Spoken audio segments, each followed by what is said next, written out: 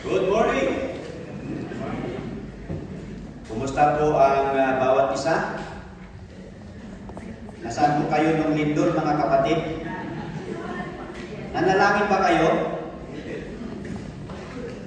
Kailan kayo doon nanalangin? Before or after? Karamihan after the earthquake, no? So that doon sa Bible, in the book of Acts, dahil sa matinding prayer time ng mga mananampalataya ay nagkayanig, nagkalindol. Pero ngayon is saka lang tayo manalangin pag may lindol. So anyway, it's great to be here again and launch ourselves to the Word of God. So that last time we have mentioned that as we go through the book of the Bible, we notice the ambience of each book. Sabi natin na may mga librong maganda ang panimula at the ending is sad. May mga libro din sa Bible that from the beginning ay malungkot until the end, like the book of Judges. May mga libro din naman na masaya from the beginning up to the end, like the book of Joshua. So that this morning we are going through the book of Samuel. So let us also discover how the book of Samuel would be.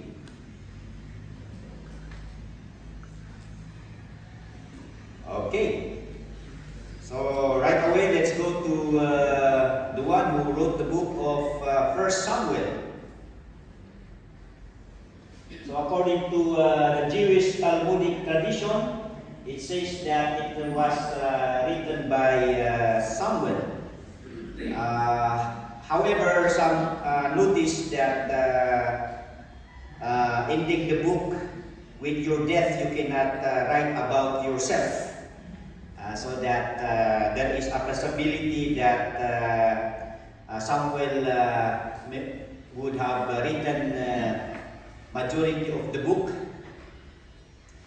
But in 1 Samuel 10:25 does attest to the fact that yes, he wrote the book, but then he did not finish the book. So that there are other writers actually in the early times that the book was not considered in the canonization, but then they have a contribution in the writing of the books of the Bible, like in case of Nathan and Gad. Okay, so there in 1 Chronicles 29:29 indicates that Nathan and Gad also wrote about the events recorded in the book of Samuel. So, the date of writing, approximately 930 BC and later. So that originally, the books of 1st and 2nd Samuel were placed together as one book in the original. So that these two books gives the history of the kings of Israel in the early time. And fundamentally, 1 Samuel is about King Saul, and 2 Samuel is about King David. Who are the people that we are to find in this book? So that the main characters is Samuel, the prophet, Saul, the first king, but disobedient, and of course David, the shepherd. And other persons that we can see in this book is Eli, Hannah, and Jonathan. Why the book was written? The theme and purpose. Number one, 1 Samuel picks up the history of Israel where Judges left off after Samson. Although we have spoke about the book of Ruth, there is a sort of advertisement, or anyway some significant event that had happened during the time of the Judges. But we all know that the book of Judges ended with the story of Samuel. So that as we come to 1 Samuel, it picks up the history of Israel where we had left. And then 1 Samuel traces the transition of Israel leadership from the judges to kings, or from theocracy to monarchy. So that is a transition of authority or leadership. When we say theocracy, that is the direct leadership or direct rule of God Himself through the judges. And when we say monarchy, this is the reign of kings. For the reason, number one, because the people of Israel would not allow Yahweh to rule their lives, with every man doing that which was right in his own eyes. That's the key phrase in the book of Judges. The people were more willing to follow on an earthly king. Parang sawa na sila na yung Diyos mismo. Pinaghahapi kung ang Panginoong Diyos mismo yung nag-govern sa atin. Pero sa kanila, gusto nila yung nakikita eh. Yan. They want human representation or yun, sawa na sila. They would like to see a visible leader. So that's the transition there. And the clamor for an earthly king in 1 Samuel was a natural outcome of this practical rejection. Kaya sabi sa 1 Samuel 8:7, and the Lord said unto Samuel, hearken unto the voice of the people, although the Lord is not willing. Pinagbigyan niya yung mga tao. Yan. And all that they say unto thee, for they have not rejected thee, but they have rejected me, that I should not reign over them.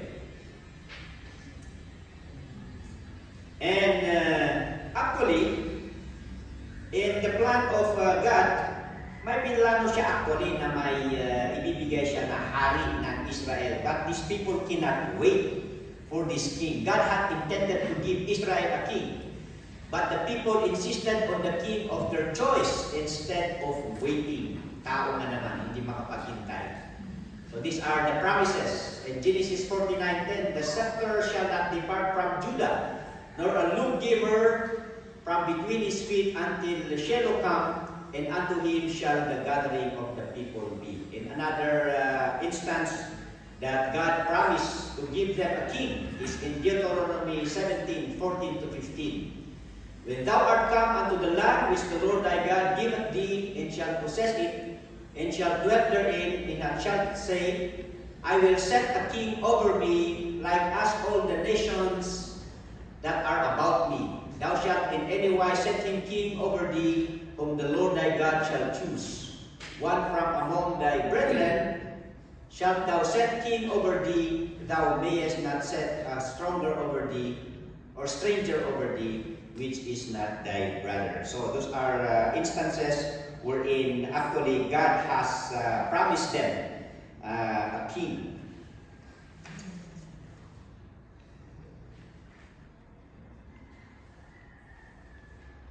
Okay, so 1 Samuel also records the life of Samuel, the last judge of Israel, the reign and decline of Saul, and the anointing of David,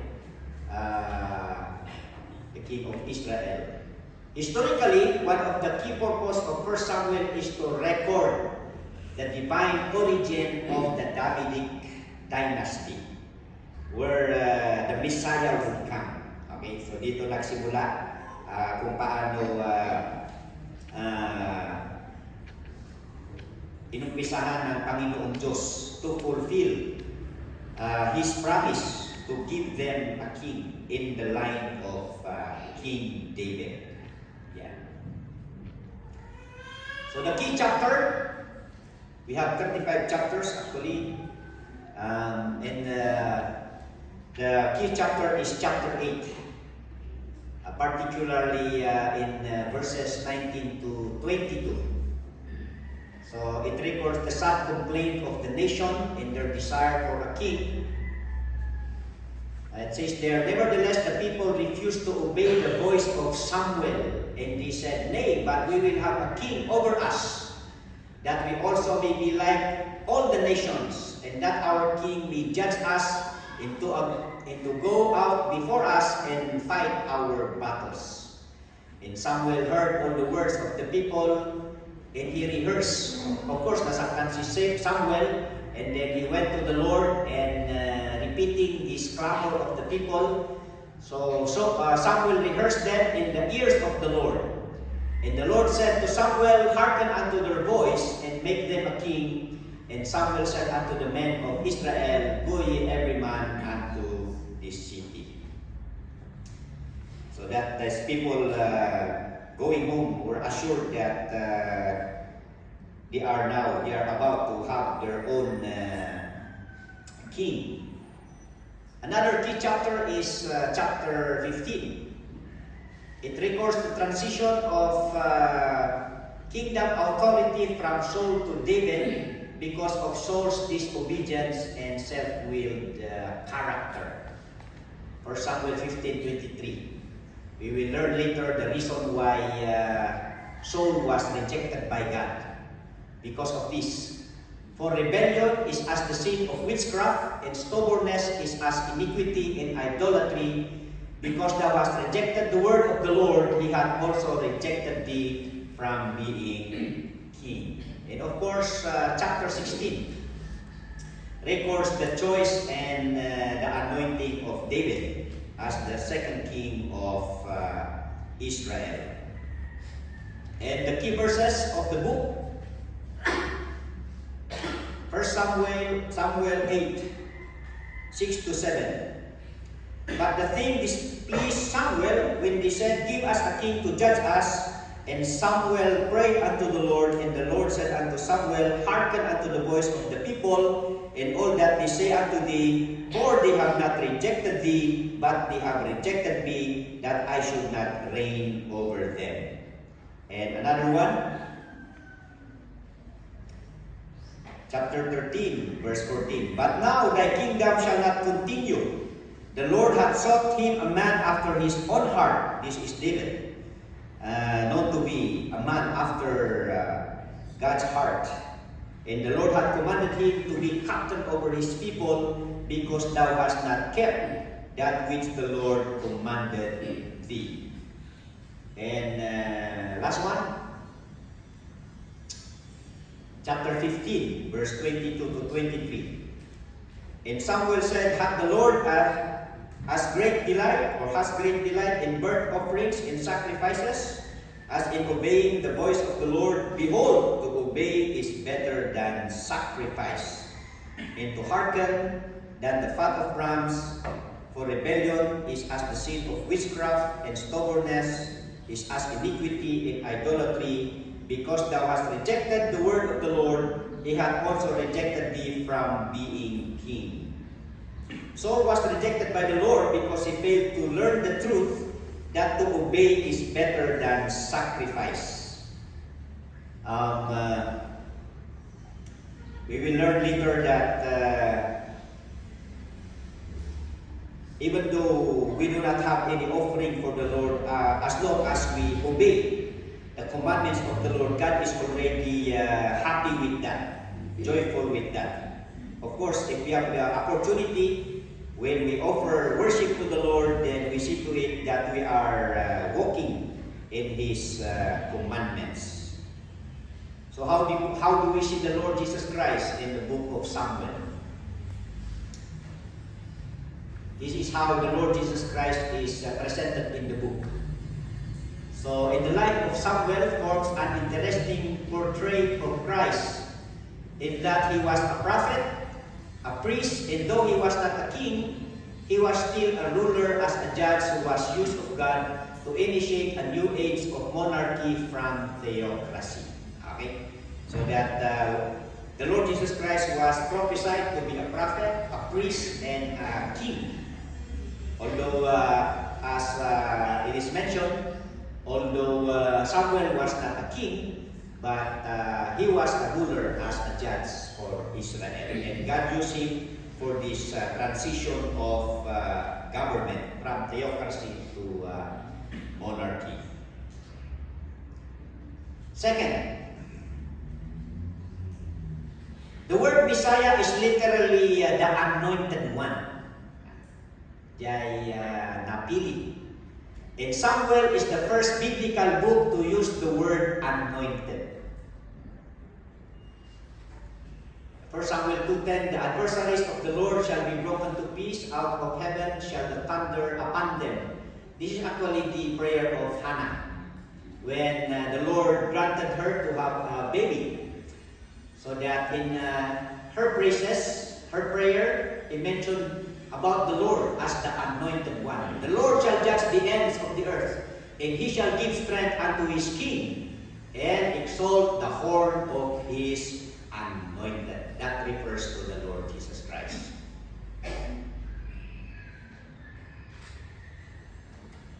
Furthermore, the primary portrait and anticipation of Messiah is found in the life of David.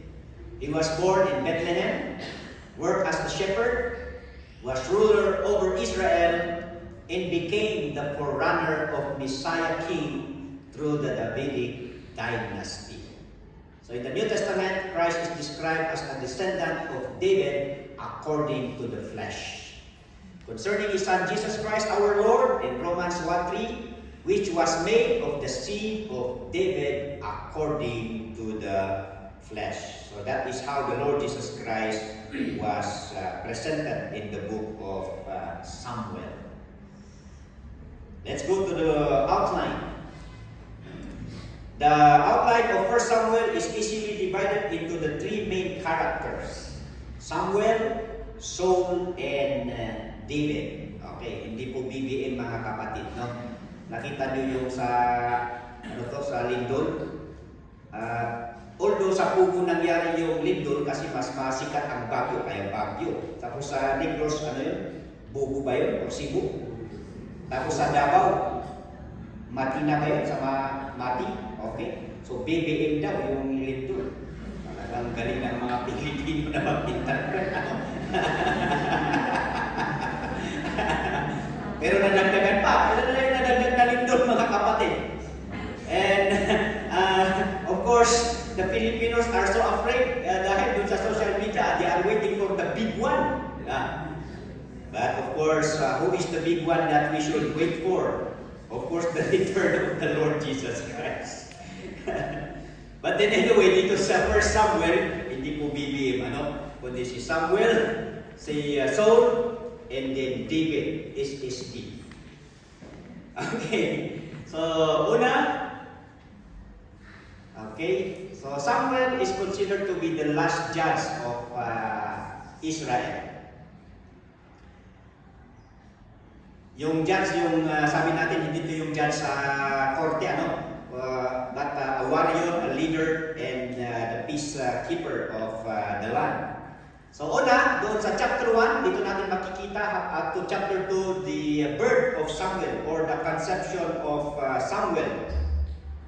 Sa chapter 1, it speaks how Samuel was born. Okay? And doon natin mababasa yung isang pamilya, the family of Elkanah. Itong si Elkanah, every year they go to Jerusalem to perform their animal sacrifice as a form of worship. And every year as they go there, he bring with him his two wives. Meron siyang dalawang asawa, At ang pangalan ng kanyang asawa is Hannah and Penina. Pero every time na nagkakaroon sila ng sacrifices doon sa Jerusalem, this Penina would always tend to insult itong si Hannah. Kasi itong si Penina, meron siyang mga anak kay Elkanah, pero si Elkanah ay si Hannah, wala siyang anak. Ayun. And because of that, iba kasi ang feeling, lalo in the early times. Kasi kinukonsider kasi nila na ang pag-babae ang hindi nagkaanak she is a cursed woman. Kaya parang mabigat ang isang babae na hindi magkaanak. So, there are a lot of instances in the Bible na ganun yung nangyayari. But because of prayer, the Lord opened the womb. So that God has the power to close or open the womb. Iti may isang babae nga makaanak. And because of this, nadadagdagan yung panalangin na Hannah. So that Samuel was actually a product of this kind of an earnest prayer. So that one time, because of this insult that she keeps getting from Penina, although yung sabi natin sa Bible interpretation, there are a lot of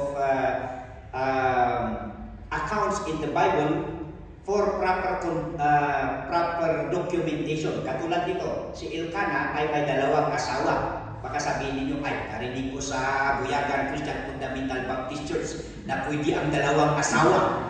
Ako, pagkakasala pa si Pastor Charlie. Pero these are instances na may mga accounts that were recorded for, of course, for our information. Pero hindi po recommended na dalawa yung asawa, no? But then, because of this problem, yun, pinagkamalan ni Eli, because Eli was the high priest during that time. Dahil sa lungkot ni Hannah, yung kanyang prayer is that walang boses. Di ba usually sa atin, fundamental is we pray silently, no? Pero in others, katulad dito, doon sa silent prayer ni Hannah na gumagalaw yung kanyang bunganga, sabi ni Eli, naku naman na ito na naman ito. Lasing na naman ito. Yan. Pinagkamalan ng lasing ni Hannah. And Eli even scolded her. Yan. Pero si Hannah clarified Eli, no, I'm not drunk. Yan. Pero sa atin kung tumaramitak tayo di ang karadag, katbako na tayo magiging kinabartak niya. Tapos lang nga opposite. Yan. But then anyway, after the clarification was made by Hannah to Eli, then Eli prayed that her prayers would be granted. Nadinggin ng Panginoong Diyos yung kanyang panalangin. Talagang gusto ni Hannah na magkaroon ng anak para mahinto yung pangungutya ni Penina sa kanya. Yan. And of course, we know the story. After all, God granted her prayer. At the result is that nagkaanak siya. At sino ang anak ni Hannah? By the grace, si Samuel. And then, of course, nung nagkaroon na siya ng anak, not only that Hannah was so grateful, but a part of her prayer there was actually, if God will grant her a baby, specifically a son, sabi niya, ibabalik na ito sa Panginoon para magamit ang batang ito para sa paglilingkod ng Panginoon. At no,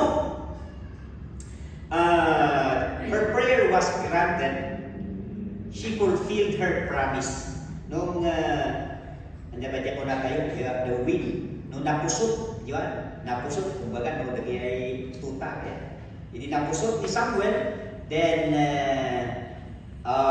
Hannah brought her to the temple and gave it to Eli para ang batang ito, as she had promised, ay gagamitin ng Panginoon. Okay. Nung Sunday school ako, siyempre tuwang-tuwa naman ako na dininig ng Panginoon ang prayer ni Hannah. But then I never learned that after na nagkaanak si Hannah kay Samuel, sabi ko, paano yung binigay naman ni Hannah yung bata doon sa templo? Hindi umuwi na siya, wala na siyang anak.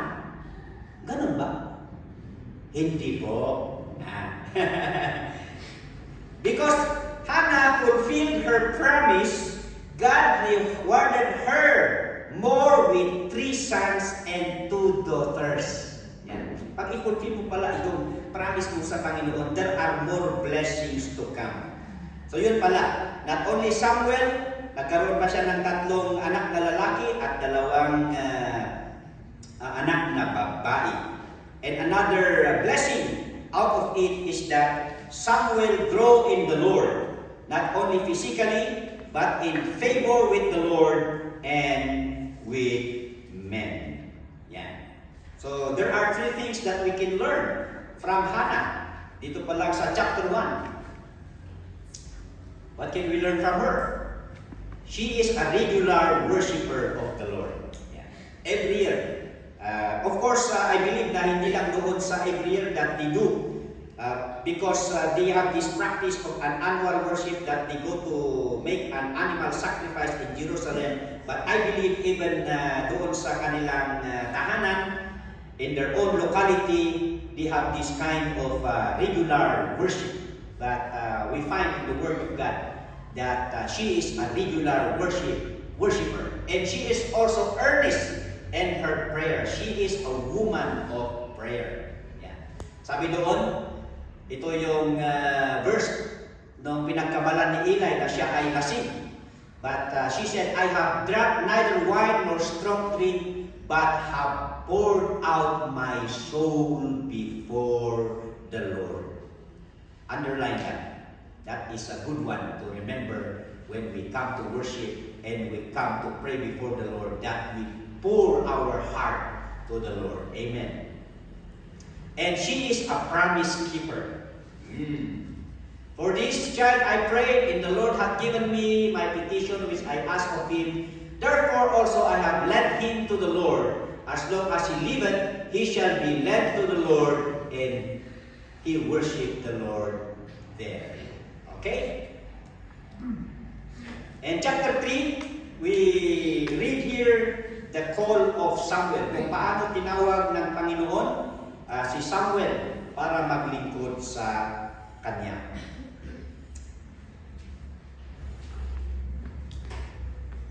Sa 1 Samuel chapter 3 verse 8 to 10, and the Lord called Samuel again the 3rd time, and he arose and went to Eli and said, Here am I, for thou didst call me. And Eli perceived that the Lord had called the child. Therefore Eli said unto Samuel, Go lie down, and it shall be, if he call thee, that thou shalt say, Speak, Lord, for thy servant heareth. So Samuel went and lay down in his place. And the Lord came and stood and called, as at other times, Samuel, Samuel. Then Samuel answered, Speak, for thy servant heareth. Can you imagine kung kayo si Samuel, gabi, tapos may biglang tumatawag sa iyong pangalan? At siyempre, doon sa temple, ang kasama lang niya ay si Eli, the old man Eli, the high priest. So ang akala niya, ang tumatawag sa kanya ay si Eli. So that nung marinig niya yung boses na tumatawag sa kanyang pangalan, pumunta siya doon sa kwarto ni Eli. At sabi ni Eli, hindi kita tinatawag, balik ka doon, tulog. Yan. Sa pangalawang beses, gano'n na naman, pumunta. Sabi siguro ni Eli, sabi ko nga, hindi kita tinatawag eh. Sige lang, balik ka doon, tulog. And sa pangatlong beses, napagtanto ni Eli. Kasi for a long time, hindi na sila nakakarinig ng salita or ng boses ng Panginoon.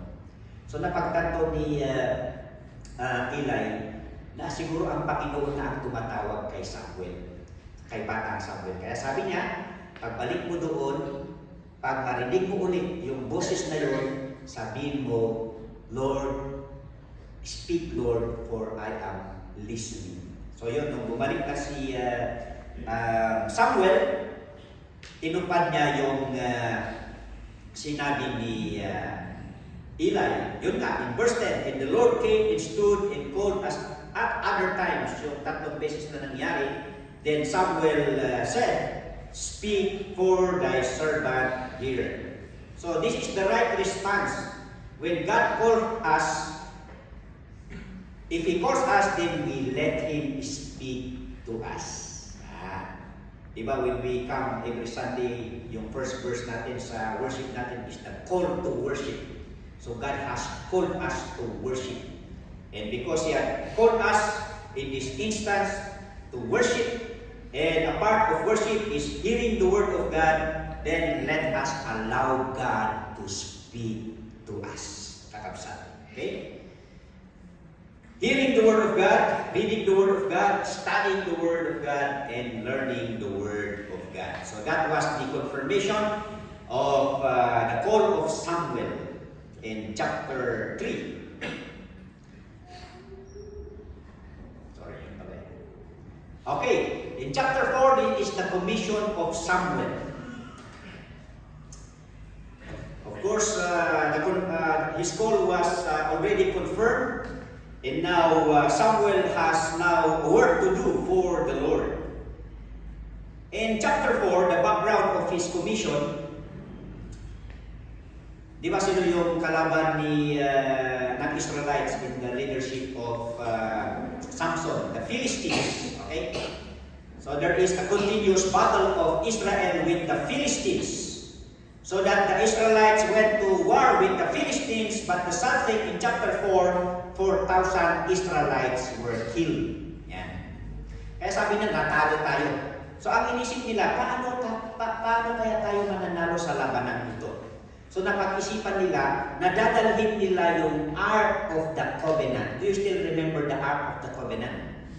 Yung Ark of the Covenant is a box. It's a container. Container ng 10 Commandments. Kaya nga Covenant. The Ark of the Covenant. Na gold-plated siya, gold yung kanyang cover, and there is an angelic design na may pakpak in the middle, ang tinatawag na the mercy seat. So sabi nila, kailangan natin dalhin ito because this is the presence of the Lord. This is the symbol of the presence of the Lord. So nag-agree sila. Okay, so they went again to battle with the Philistines, bringing with them the Ark of the Covenant. Yan. Pero, natalo pa rin sila at mas matindi. Kung ilan ang namatay sa kanila, about 30,000. Noong una, 4,000 ang namatay. Pero this, bringing the Ark of the Covenant that assures them the presence of the Lord. Pero wala eh. Mas lalo silang natalo. 30,000 among them were dead, including the 2 children of Eli who serves as a priest during those times. At dahil dito sa pangyayari ito, when Eli heard of this news, he fell back on his chair. At yung pagkatumba ng kanyang upuan, namatay si Samuel. Not only because of the death of his 2 sons, but even the Ark of the Covenant was seized, was captured ng mga kaaway. Kinuha ng mga Philistines yung Ark of the Covenant. Of course, as a high priest, he is most accountable with that. So hindi niya kaya yun. Kaya siya ay namatay because of that. And as we study the story, the tragic death of Eli and his 2 sons, Hophni and Phinehas, yun pala pangalan nila, si Hophni at Phinehas, this was actually a result of God's punishment to end the priestly heritage of Eli. Yan. Bakit kaya? Ganito kasi ang pangyayari dito. As Eli was the high priest, and of course, his 2 sons were the associates of this priestly ministry, grabe yung ugali ng dalawang anak niya. Okay? Although Eli knows yung mga masamang pinagagawa ng kanyang mga anak, pinagalitan niya sila, but then he did not actually give a decisive action. But he tolerated the corruption and desecration of their performance of their duties. Ano ba ang mga pinagagawa? Yan. So yun, hindi nakatulong yung symbol, no? Hindi nakatulong yung symbol ng presence of the Lord. Nung bata ako, usually uso-uso yung mga aswang 10 weeks, di ba? Ano yung ginagamit nila na panakot ng aswang? Yung religious symbol. Yung cross, no? Yun ang panakot nila sa aswang. Pero sa isang comics, meron akong nabasa doon na kahit na cross hindi umipik eh. Mas epektibo daw yung bawang, no? Ayan. Sino ba ang mga aswang na kinakatakutan ng bawang? Yung may mga acid reflux. Sino may acid reflux dito? Yun yung mga aswang sa panahon ito. Bawal ang bawang. So, pero dito, they brought the symbol of the presence of God, but what effect? Kaya sabi dito, dyan, what matter most is the matter of the heart. Kaya yun ang nangyari.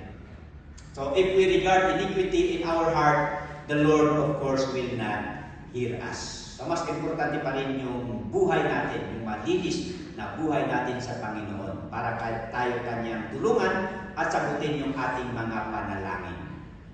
Okay, so the tragic death of Eli is to end his priestly ministry because of the evil deeds of his sons. Ano ba ang pinaggagawa nitong mga anak niya? Now, the sons of Eli were sons of Biliam. No, ako po. Anak ng high priest, anak ng pastor, kumbaga, sa panahon natin. Pero ang mga anak ng pastor ay anak ni sino? Ng kaaway, ni Satan, Biliam.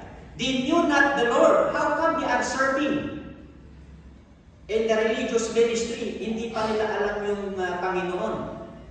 And the priest custom with the people was that when any man offered, it says here, na habang nagsasacrifice yung mga animal sacrifices, syempre there are proper ways to perform the animal sacrifice. Pero ang pinagagawa nila nito is that hindi pa lang nga nagagawa yung bird sacrifice, yung pinapartiga pa ilang dayjay karne kat alaan dan kay bagida.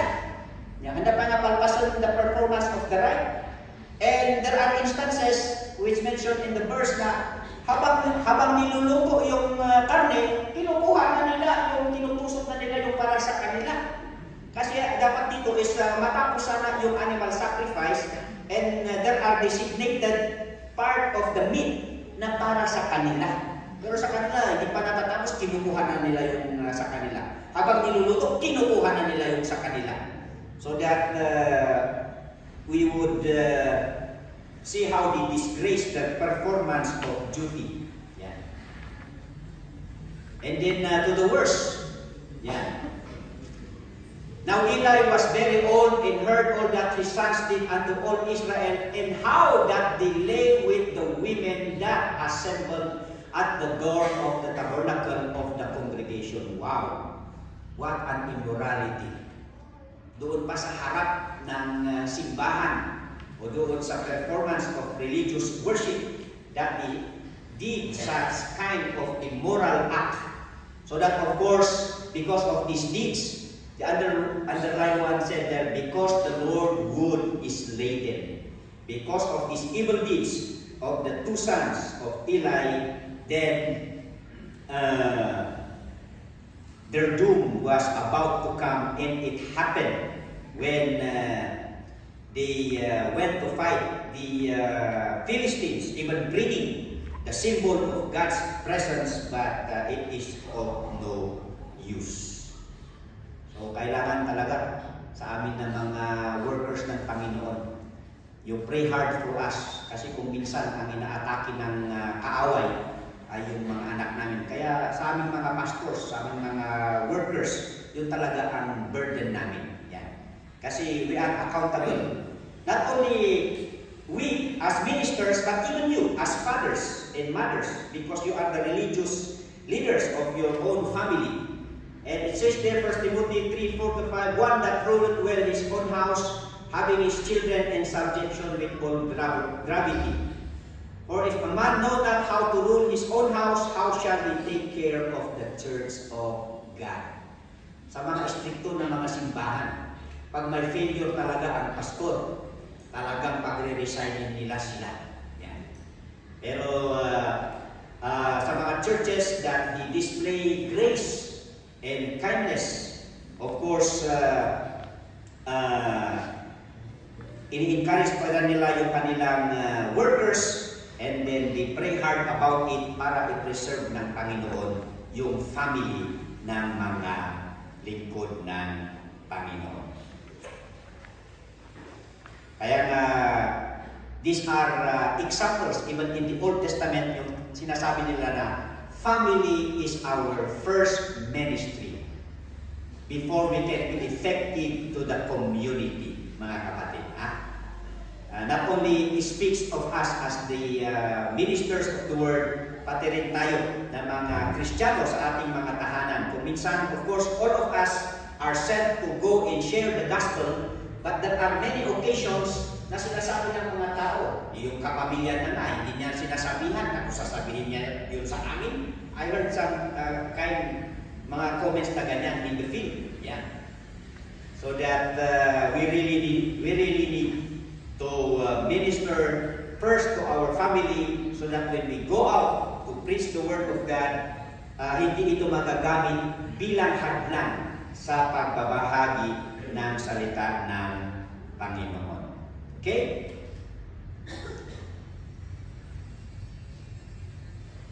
While Eli's sons desecrated the performance of their duties, young Samuel did minister properly. Yun naman, no? Of course, nung binigay ni Hannah si Samuel doon sa templo, of course, si Eli took the advantage to disciple him. And while his children are doing evil, this young boy, but Samuel ministered before the Lord, being a child, girded with a linen ephod. At sabi doon, in the child Samuel ministered unto the Lord before Eli. I thought of Timothy, na although he was young, sabi ni Paul sa kanya, let no man despise the youth, but be thou an example of the believers in word, in conversation, in charity, in spirit, in faith, in purity. So hindi po excuse na ikaw ay young people, hindi excuse na ikaw ay high school para maglingkod sa Panginoon. Pag ikaw na ay Kristiyano, naintindihan mo na ang salita ng Panginoon, it is more an advantage of you. Kasi yung sa mga matatanda na, sabi niya, sana nakilala pa namin ang Panginoon doon pa para hindi na nasayang yung aming mga taon. Kaya nga natatak sila palagi doon sa kansyon na wasted years. Wasted years. So it is an opportunity sa inyo ng mga kabataan while you are young. Like the young boy Samuel at si young Timothy. At sa inyong paglilingkod sa Panginoon, mga kabataan, huwag niyong ipahintulot na mababa ang tingin o magiging mababa ang pagtingin ng mga tao sa inyong paglilingkod. But do your best as a good example. Yan. Okay. Continuing on doon sa chapter 5. Di ba?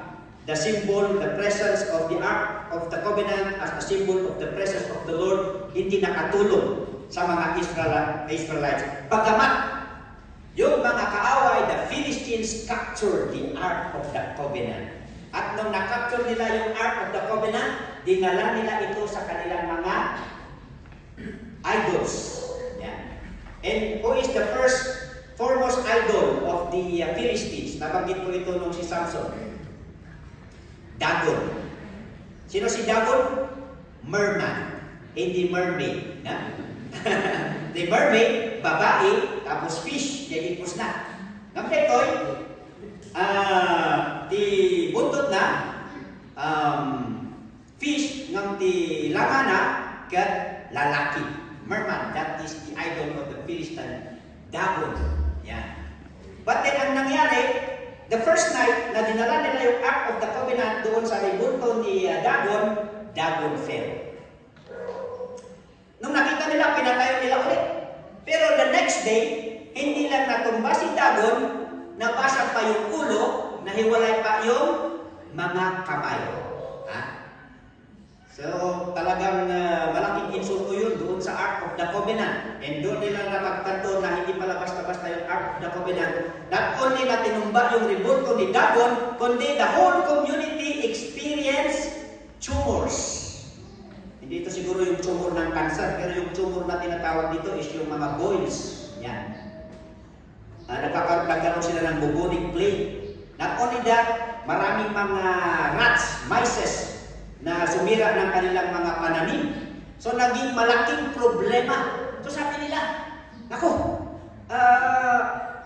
masama ang epekto. So, sabi nila, dalhin natin ito doon sa kabila, the other town of the Philistines. So, nung dinala nila doon, ganun din ang nangyari. So, hindi sila nakatiis. Dinala na naman ulit doon sa isang town ng Philistines. Palipat-lipat hanggang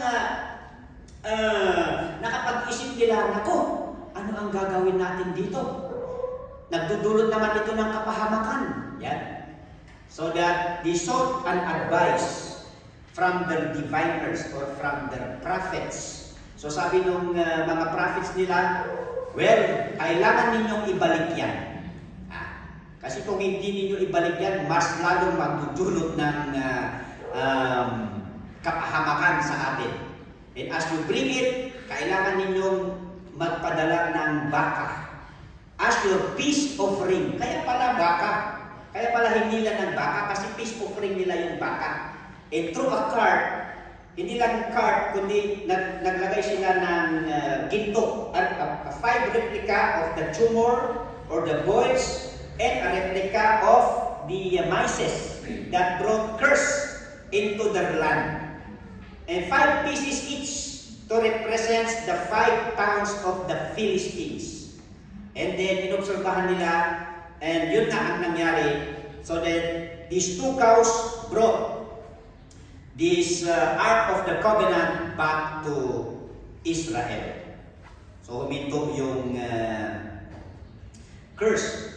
But there you see, they already acknowledged, they know about the Ark of the Covenant. They know the story of how the Ark of the Covenant used to guide the Israelites from Egypt. May power talaga. Ang problema doon is that they know the powerful God of the Ark of the Covenant, pero hindi sila naniwala. Yan. Ang purpose lang nila doon is taking the Ark of the Covenant, barbaran mo dahil di makatulong kada tayo. Yan. Parang gusto lang nilang kunin yung Ark of the Covenant to give them this luck or these blessings. So that yun ang kanilang ginawa. They brought back the Ark of the Covenant being pulled by the 2 cows on a cart. And then in chapter 7, dito na. It is now Samuel leading the war with the Philistines. Pero ang kaganapan po dito sa chapter 7, while Samuel is doing the animal sacrifice, sabi ng mga Philistine, let's take the moment para i-ambush natin yung mga Israelites. They are not prepared, they are not ready to war because they are making the religious rite for this animal sacrifice. So that they attack the Israelite during this time that Samuel is still performing the animal sacrifice, but then God caused a great thunder. Hindi lindol yun Anong thunder sa Tagalog? Kulog. Kulog. A great thunder. And because of this great thunder, these Philistines panic, and as they panic, they became an easy prey for the Israelites to go to pursue them and to defeat them. So yan po was the commission of Samuel. And then after the victory, it says there at the end of the verse that Samuel ruled Israel all of his lifetime. But then, after how many years? Siyempre, tumanda na rin si Juan. Tumanda ka agad. Kanina, bata pa lang si Samuel. Ngayon, matanda na. In chapter 8, What is the concern here of Samuel? It says there, his concern was his old age. Yan. Tumanda siya at naging problema sa kanyang pagtanda, naging kurap yung kanyang mga anak. Yan. Usually kasi parang ano na yung ayaw nila sa Pilipinas na mangyari, yung political dynasty, no? Yan. Pero dito kasi sa Judges at saka sa mga event ng Kings is that dynasty talaga yung nangyayari. So that kung sino yung leader, automatic yung kanilang mga anak is a part of the governance. Katulad si Eli as a high priest, naging associate na yung dalawang anak niya, pero they know not the Lord and they did the other way around. At dito, nakakalungkot na kahit si Samuel na bida natin, sinira na naman ng kanyang mga anak yung magandang reputasyon ng kanilang ama. Yan. Lalo na matanda si Samuel. Kung minsan gano'n na ang problema natin. Pag tumanda tayo, yung mga anak natin, kasi malaki na sila eh, meron na silang sariling independence. The tendency is hindi na sila makikinig doon sa ating sinasabi. So this is what had happened. In his old age, naging corrupt din yung administration ng kanyang dalawang anak, si Joel and Abiah, because of covetousness and bribery. And the second concern of Samuel, not only his old age, together with the evil deeds of his two sons, here, the request of the people. Sabi nila is, sawa na kami doon sa hindi nakikita na leader. At saka isa pa, yung mga dalawang anak mo, hindi naman sila sumusunod sa inyo. Yan. So that, kailangan namin yung hari na ipinangako ng Panginoon. So, siyempre, mabigat ito sa kay Samuel. Buhay pa siya. Gusto na nila na mapalitan siya. Di ba? And, of course, nung sinir ni Samuel ito sa Panginoon, sabi naman ng Panginoon is, sige, pagbigyan mo. Pagbigyan mo ang hiling ng mga tao. Anyway, they did not rejected you, they did not rejected me, or they did not rejected you, but they have rejected me. Okay? So then,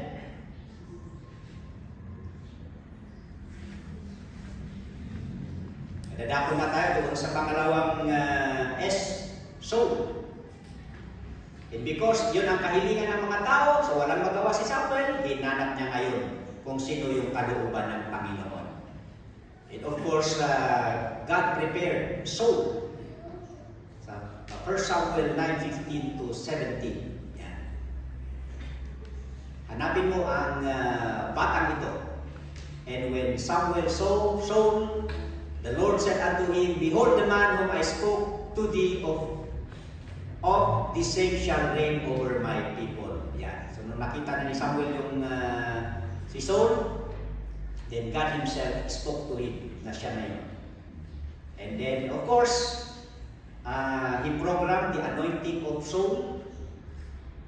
For Samuel 10:1, then Samuel took a vial of oil and poured it upon his head, and kissed him, and said, It is not because the Lord hath anointed thee to be a captain over his inheritance. And then the proclamation of Saul after the anointing, he was proclaimed. And maganda ang umpisa ni Saul. Yan. Maganda. So that he lead Israel. He has this victory against the Ammonites, the Philistines, and the Amalekites. But then, along the way, after all those victories, here comes now the climax of the story of Saul, his rejection. Why is he rejected? Una, Saul performed an animal sacrifice na hindi dapat sa kanya. Di ba si King David, yun din gusto niya magpatayo ng templo, pero sabi ni God, you are not the proper person. You wait for your son to build a temple because you are a man of war. Your hands is full of blood. Yeah. So the same thing kay Saul, he is a warrior, he is king, then his hands is full of blood. And during that time, Samuel is still alive.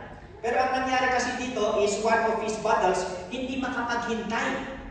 Hindi makapaghintay si King Saul. Kaya sabi niya, ang kupad naman, ang bagal naman, ang tagal naman ni Samuel. Kaya dalhin na dito, ako na ang gumawa. Yan. Pagdating ni Samuel, galit na galit si Samuel. And because of that, the Lord said to Samuel, I have rejected Saul. And another occasion why Saul was rejected in chapter 15. In chapter 15, the instruction of the Lord was so clear, klaro, that when you attack the Amalekites, you should go or you should kill all of them. From the king, all their families, even all their animals. Ganon kasi yung degree. The degree how this tribe was so cursed. Kasi during the deliverance of Israel from Egypt, one of those who attacked Israelites during those times were the Amalekites. So that is the degree of their offense, even the religious worship. Kaya sabi ng Panginoong Diyos, gusto ko diyan is lipunin at mawala, annihilate them. Pero we know the story. Ano ang nangyari dito? Saul did not obey completely.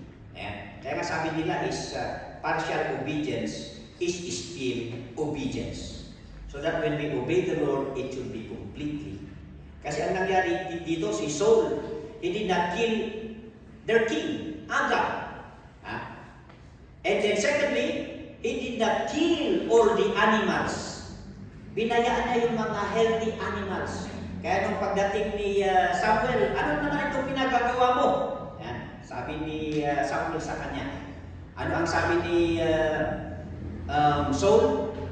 Well, pinareserve namin yung mga matataba, yung healthy na mga animals para gamitin natin sa pagsamba sa Panginoon. To be an animal sacrifice. Para paganda, no? Maganda yung alibay niya. Pero actually, nagka-interest siya doon sa mga animals na yun. So that, dito na sinambit ni Samuel, to obey is better than sacrifice. And because of this, God has rejected you to be the king. Yan. So, in the story, Saul pleaded for forgiveness. And then, after the confrontation, pinakuha niya si Agag, King Agag. Medyo nakangisi si Agag. Akala niya is napatawad siya. Pero ano ang ginawa ni Saul? In front of them, he sliced Agag. Grabe talaga ang contestant. Very brutal, Yan. Talaga, kinuha yung espada. Pinatay talaga doon sa harapan nila. In-slice pa. Yan. Well, because that is the expression of God's anger na kailangan malipol ang mga masasamang tao ito. And then Samuel expressed that wrath because of the offenses of Agag killing the Israelites during the early times. Yeah. So in application,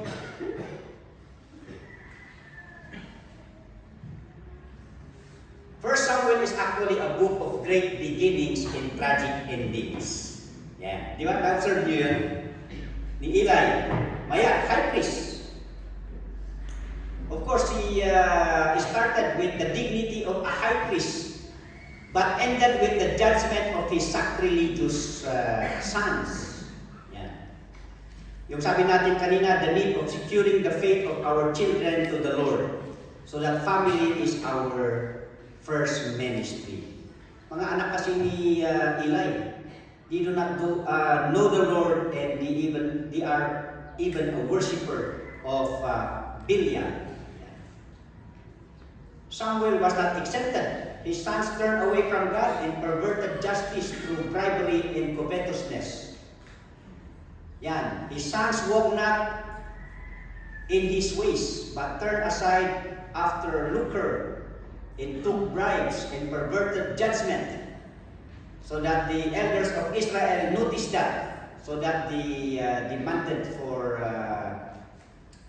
another ruler. Because his sons did not walk in the ways of his father. The difficulty of guiding our children, yung sabi ko kanina, pag matanda na tayo, yan. Yung mga anak natin, may sarili na silang kaisipan, they are already dependent, and sometimes when we give them advice, narigat dang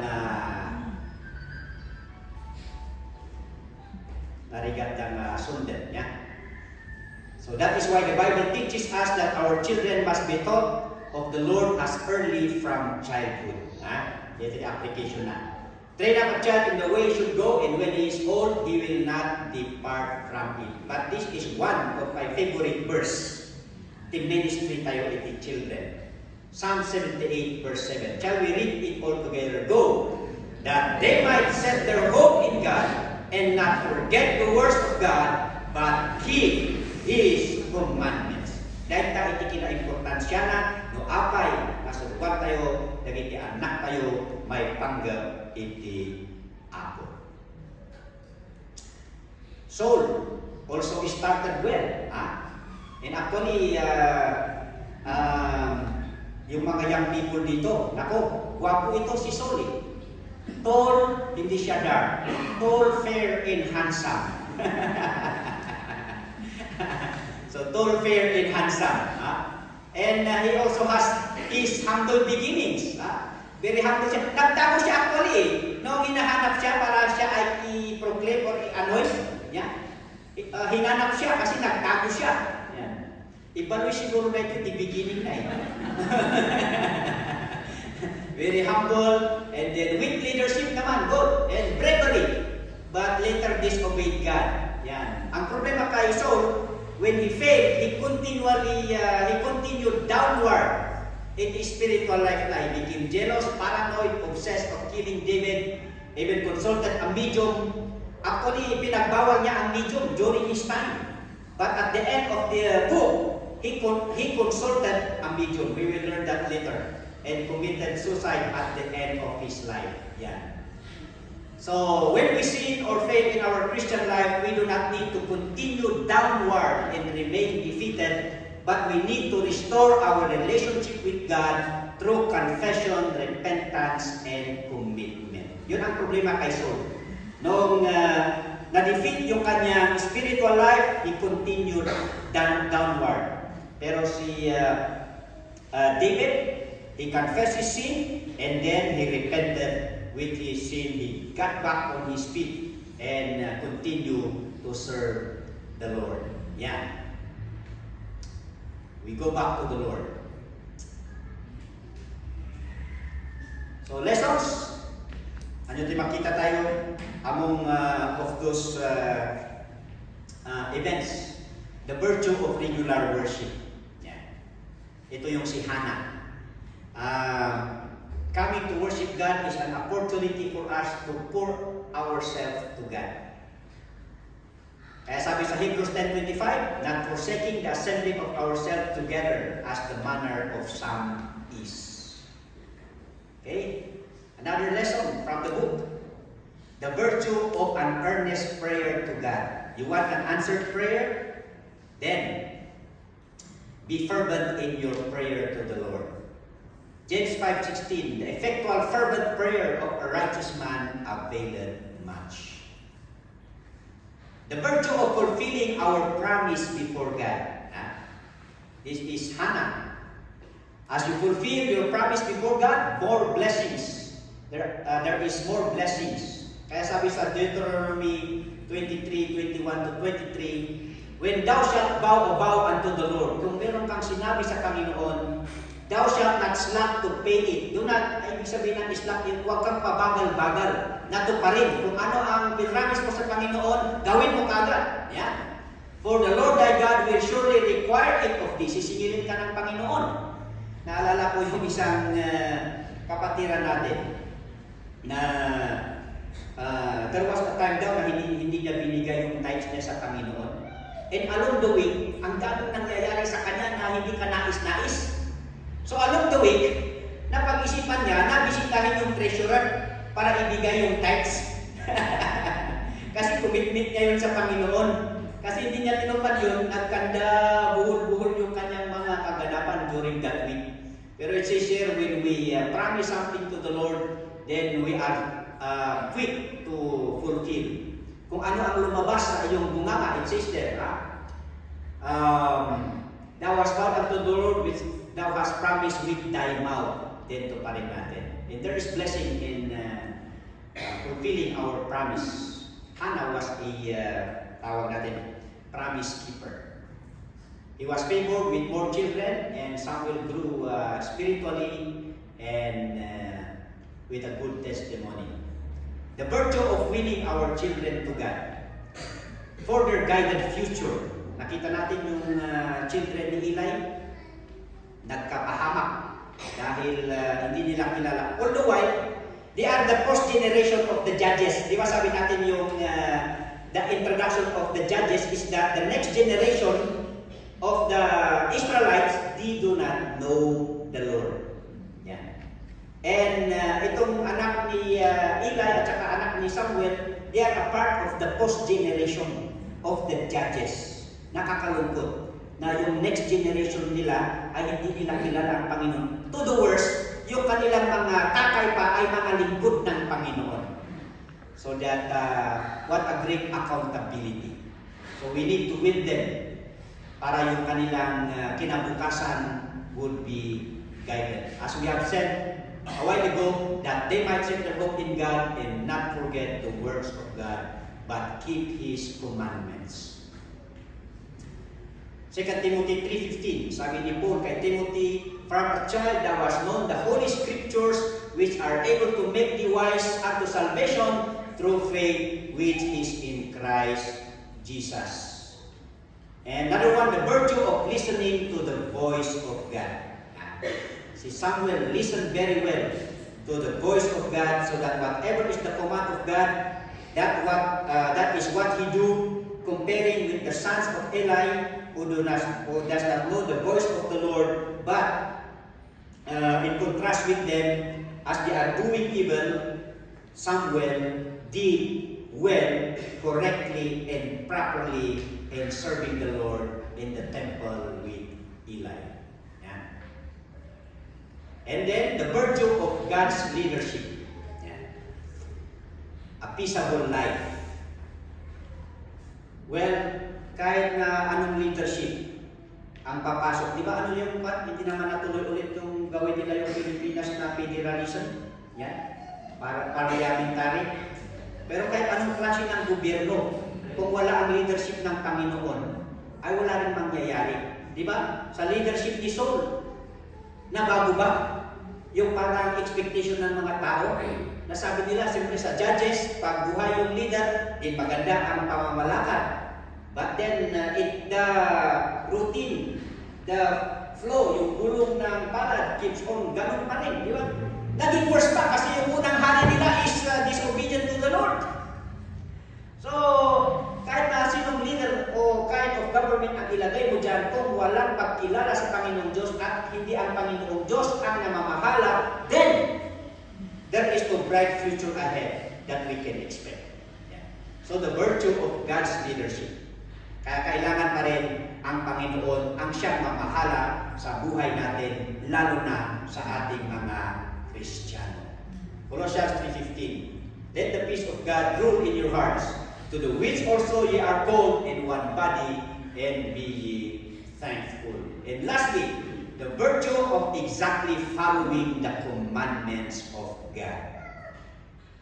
If we do it right, at talagang tinutupad natin correctly, then God's love and joy will remain in us. Ito ang nangyari kay Saul. Because of his disobedience, nawala yung kanyang tuwa, nawala yung presence ng Panginoong Diyos, nawala yung pagmamahal ng Panginoong Diyos sa kanya. Kaya sabi ni Jesus, he that hath my commandments and keepeth them, he is that loveth me, and he that loveth me shall be loved of my Father, and I will love him, and will manifest myself to him. Let's keep the commandments of the Lord.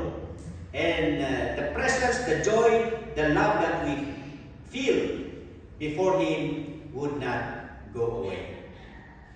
There, if ye keep my commandments, ye shall abide in my love, even as I have kept my Father's commandments and abide in His love. These things have I spoken unto you, that my joy might remain in you, and that your joy might be full.